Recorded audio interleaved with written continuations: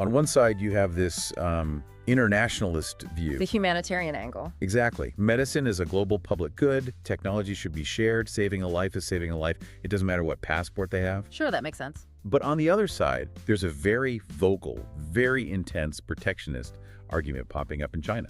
And they're asking a really hard question. Which is? Why are we letting foreigners exploit a system that was built on the blood, sweat, and taxes of 1.4 billion Chinese citizens? Wow. Okay. So our mission today is to unpack this. We need to get into the why are people suddenly running from Western hospitals?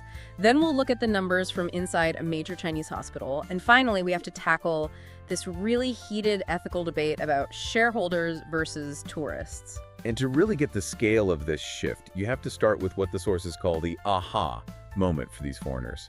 Because for a lot of them, it's not about politics. It's just raw numbers. They describe it as opening a new world. I was looking at this one story, the South African influencer in Yunnan. This seems to be one of the viral posts that really kicked this whole thing off. It's a perfect case study. He needed an MRI. Now, for you listening, getting an MRI is usually one of two things, right? It's either a logistical nightmare where you wait for months, or it's a financial catastrophe. or both. So this guy, he just walks into a hospital in Yunnan, no appointment, no insurance pre-authorization, none of that nonsense. Just walks in off the street. Gets the scan. The bill comes to 486 RMB.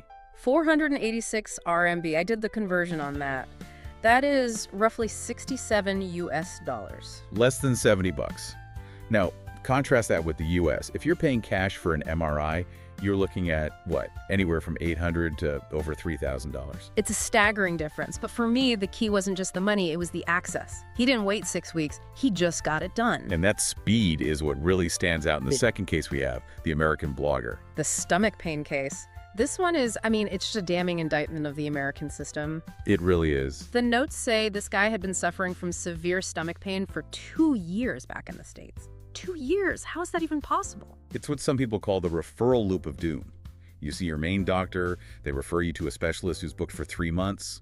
You finally see them, they order a test, your insurance denies it. So you have to appeal and wait, and then maybe see a different specialist. It just drags on and on. This guy got fed up, bought a plane ticket, and landed in China. And the timeline there, from checkup to cure. The whole process. Checkup, diagnosis, treatment, completely cured. 13 days. 13 days versus 2 years. It's almost like he's bug fixing his health by changing servers. He just logged out of the US server and logged into the China server and all the lag disappeared. That's a great analogy. And this is the key insight for you listening.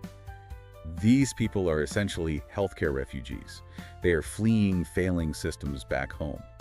The sources are pretty clear on this idea of Western healthcare failure, and they break it down into 2 different models.